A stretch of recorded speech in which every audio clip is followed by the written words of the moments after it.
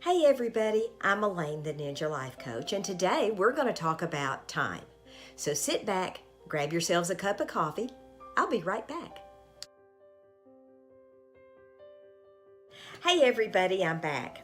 Today we're going to talk about time, and I'm going to give you 3 things today that we can do to help us manage our time a little bit better.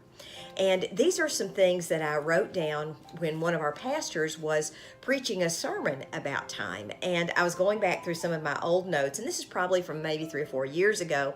And I wrote these 3 things down. So this is not mine. This belongs totally to Pastor Greg Cox, and he went home to be with the Lord a little over a month ago, and he is still ministering to us today. And so I've got his notes, I've got the things that he said that day, and I'm going to talk to you guys about it, and I'm going to try to expound on it just a little bit.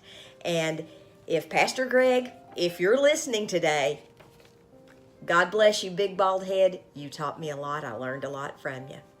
The first thing that we need to do to kind of help manage our time is to learn how to recognize and use our downtime. Downtime is very important because we all have to have a time of rest. We all have to have a time of recuperating when we pour our hearts and our souls out to others, and we just have to have that time of rest. Even Jesus had times of rest. There are times when he would go up on the mountain and the disciples and crowds of people would follow him, and they would be like, "What are you doing up here?" And he'd be kind of like, "Well, I'm trying to rest. What can I do for you?" But downtime is so important to us. That's a time that we all need that. We need that rest.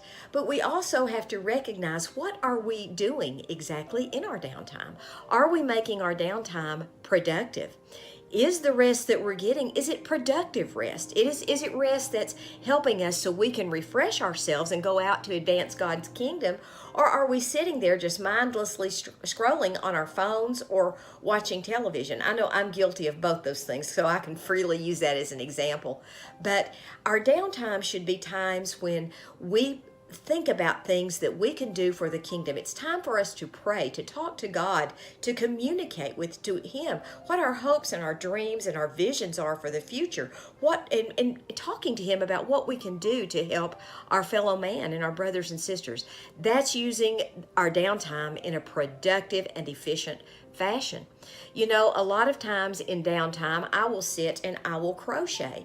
And I don't always make things for others. Sometimes I make things for myself. But when I do start to crochet something, if I'm crocheting a scarf or an afghan or something, it's usually with someone particular in mind for that gift. Not always, but most of the time I'm thinking, oh, this color would look good on Lulu, so I'll just make her a scarf.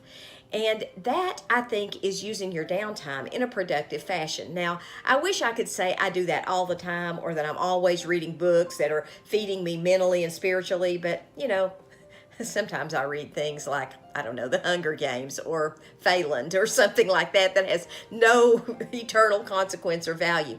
But that's okay. That is productive use of my time because I'm relaxing, and we all have to have time to do that.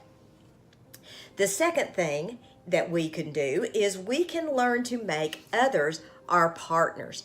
When we partner with others, we are pouring into their lives and they're pouring into us. I would caution you though, however, when you and form a partnership or a relationship with someone, do that wisely. Make sure your relationships are formed with people who can help us with our vision, people who will encourage us, people who are positive, not people who are always tearing us down or people who are untrustworthy. I know oftentimes we have people in our lives that we just can't trust. You know, it's kind of like taking your car to an automobile mechanic that you don't trust. I mean, would you trust your brakes to somebody that had proven themselves untrustworthy or left the plug out of your car when they changed your oil? No, you wouldn't want to do that. The same way when you form your friendships and your bonds and your community with these people, they have to be people that have proven themselves to be trustworthy and people who will give you wise counsel. You know, people are always wanting to come in and be a part of your life, but that's okay. But you have to decide at some point, okay, what role is this person going to have in my life? Not everyone can be your close and trusted friends. There are going to be times in your life when you have this group of people that you're very close to, but then as time goes by, then this group you're going to be a little bit closer to because you've changed, you've grown, you've changed in your life. You've moved forward with some things that maybe this group here has stayed behind on.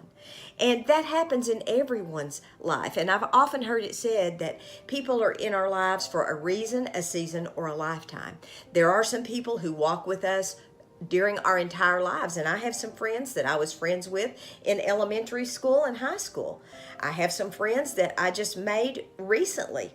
And they're all important. We have to have these different seasons of relationships in our lives in order to move forward. So be sure you make trustworthy friends. When you make those relationship commitments, make sure they're relationships that are worthy of you, people that you can trust. The third thing is to learn the difference between the urgent and the important. There's a difference. People are going to come to you all day during the course of your day, especially on the job, with things that are urgent. Hey, can you fix this? Hey, can you do that? Hey, I need this. Hey, I need that. Blah, blah, blah, blah, blah, blah, blah. What's urgent to them, they're trying to make urgent to you because they're trying to take the monkeys off their back and put their monkeys on your back. Don't let somebody else's monkeys move in with you. Their monkeys bring luggage. Your monkeys have enough luggage. Don't take the luggage of somebody else's monkey. That would be a good title for a book, wouldn't it? There are things in our lives that are important. It is important for me every month to make my car payment because if I don't, they'll come and repossess the car and I won't have any way of getting around. But if I haven't paid my car payment by the 26th of the month and it's due on the 25th, all at once on the 26th, it becomes an urgency for me to take care of if I want to keep my good standing with my credit. So that's something that's extremely important. That is an example of urgency. Some things have to be handled right away. If I cut my hand open and I have to go to the emergency room, that's an urgent need. If I'm sitting here and I have a paper cut and I need to put a Band-Aid on it, that's important that I treat that cut, but I don't have to leave my house physically and go do something. I have to walk to my bathroom and put on a Band-Aid. Those are the differences between urgency and important. Don't let other people dictate your urgent needs. Only you know what that is. Only you know what that is. There is a saying, and this is something I use a lot in a business setting, and it's when people come to me to do things and you need to do this now, you need to do it right now, it's got to be done, it's got to be done. Somebody else's failure to plan does not create a sense of urgency on my part. If someone has failed to plan, that doesn't make it urgent to me.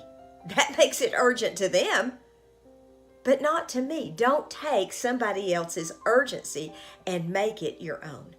I hope these things have helped you today. I've really tried to do justice to the things that Pastor Greg said. Hope you guys have a wonderful day. Pastor Greg, if you're watching, I hope you've enjoyed this. God bless. Maranatha.